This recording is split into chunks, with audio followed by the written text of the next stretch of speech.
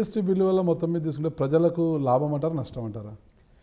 నేను లాభము నష్టం అని లేదు, పెద్ద ఒరగదు అంట. ఏదో జీఎస్టీ వస్తానే ధరలు తగ్గిపోతాయి అమాంతము, మనం చెల్లించాల్సిన పన్నులు అని ఆశపడాల్సిన అవసరం లేదు. ఇక్కడ ఇంకొక క్లారిటీ సార్, మనకు మీడియా ప్రపంచాన్ని అంతా కూడా కార్పొరేట్ సెక్టార్లు కూడా కంట్రోల్ చేస్తున్నట్టున్నారు కదా, అంటే దానికి ఎలా అంటారు? ఎలా అంటే ఇప్పుడుండే మీడియా ప్రపంచంలో అంతా వాళ్ళే ఉన్నారు కదా, నేను ఎందుకు విశదీకరించి ఒక్కొక్కరి గురించి కూడా చెప్పగలను ఎవరెవరికి ఏం మీడియా ఉంది అని చెప్పి చెప్తే కొద్దిగా ప్రజలకు కూడా బాగా తెలుస్తుంది కదా.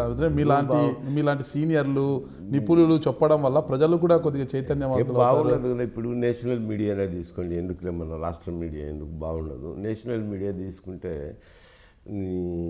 అన్నీ చూసినా ఒక ఇండియా టుడే అంటే ఐ కెనాట్ సే, మిగతాది టైమ్స్ ఆఫ్ ఇండియా ఒక గ్రూప్ మెయింటెనెన్స్, న్యూస్ ఒక గ్రూప్ మెయింటెనెన్స్, 18 ఉంది CNN 18 ఒక గ్రూప్ మెయింటైన్ చేస్తున్నారు కదా.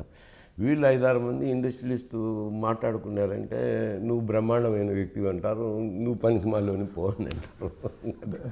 రాష్ట్రంలో ఎలా ఉన్నాయంటే అసలు మీడియా వ్యవస్థలో ఈ ఒక చోట ఒక రకంగా ఇంకో చోట ఒక రకంగా అని నేను చెప్పలేను, కానీ అక్కడ ఏం జరుగుతుంటాయి ఇక్కడ వీళ్ళు ఫాలో అవుతుంటారు కదా. అంటే ఇలాంటి విషయాలని ప్రజలకు తెలియజేయాల్సిన అవసరం కూడా ఇలాంటి సీనియర్లపై ఉంటుంది. ఇప్పుడు తెలియజేస్తే కొంతమందికి అవగాహన వస్తుంది కదా, అంటే ఎవరు ఏమనుకుంటారనేది మనం పక్కన పెడితే ప్రజలకు కనీసం మాత్రం తెలియజేయాల్సిన అవసరం అయితే ఎవరో ఏమనుకుంటారని నేను ఆలోచన చేయటం లేదు. దీన్ని సరిదిద్దగలటంటే నేను విమర్శించాలా, ఇది సరిదిద్దే పరిస్థితుల్లో లేదు.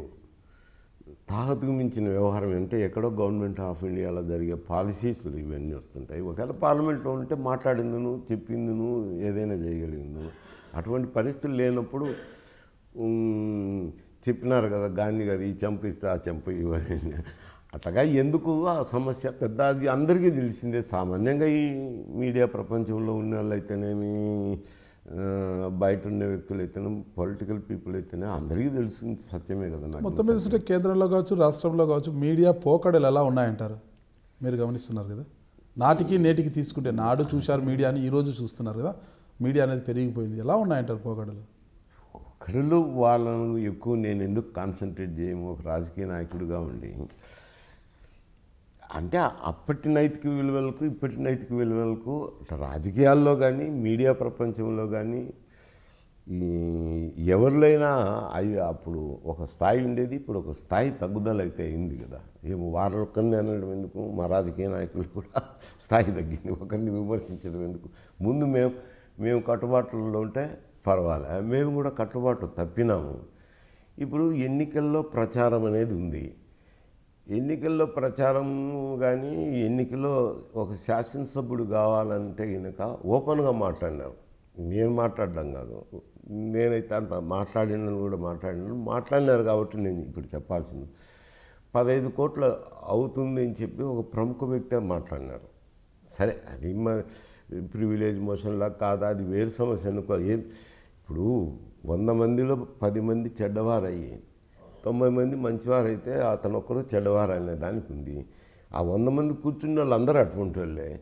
15 కోట్లు 10 కోట్ల పైన ఖర్చు అవుతుంది ఒక శాసనసభ ఎన్నికలకు అని అంటే ఇది మంచి సాంప్రదాయమా చెడు సాంప్రదాయమా ఎవరు అనుకునేవారు ఉన్నారు?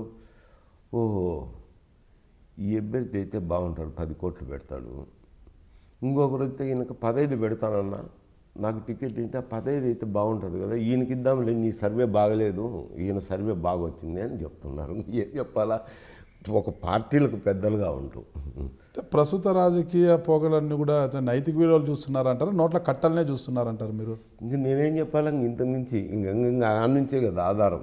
నేను ఇప్పుడు ప్రజాప్రతినిధిని అవుతాను, ప్రజలకు కావాల్సిన సమస్యలు చూస్తుంటాను. ఇంత డబ్బు పోయినాక నేను కూడా డబ్బు ప్రాకులాడుతుంటాను కదా. ప్రాకులాడకుండా ఎట్టుంటారు? నైజం, అది మానవ నైజం. అందువల్లే ఈ విపరీత పరిణామాల వల్ల వారంత కష్టపడి దేశానికి స్వాతంత్రం ఇచ్చినారు, ఎన్నో నైతిక విలువలను పాటించి తెచ్చినారు. కానీ ఇప్పుడు ఏమైంది అనేది ఒక తూరి ఆలోచన విచక్షణ చేసుకున్నప్పుడు ఇవి కొంత ఆత్మవిమర్శన చేసుకోవాల్సిన, రాజకీయంగా ఆత్మవిమర్శన చేసుకోవాల్సిన అవసరం రాజకీయ. అంటే ఇక్కడ మీకు మీ జిల్లాలోనే రాజశేఖర రెడ్డి గారితో ఎందుకు విభేదాలు వచ్చాయి మీకు? నాకేం ఇది విభేదాలు రాలేదు, మాకేమి ఎవరికి విభేదాలు లేవు. 89 ఎలక్షన్లు జరిగిన తర్వాత ఆ మధ్యలో నన్ను ఒక మారు పిలిచి కూడా అడిగారు నేను పార్లమెంట్కి నిలబడతానని. పార్లమెంట్కి నిలబడడం ఇప్పుడు ఎందుకు, శాసనసభ 2 పార్లమెంట్ కూడా 2 ఒకే మారు వస్తున్నాయి. కొంత ఇక్కడైతే ఈయనక అప్పుడు రామారావు గారు ముఖ్యమంత్రి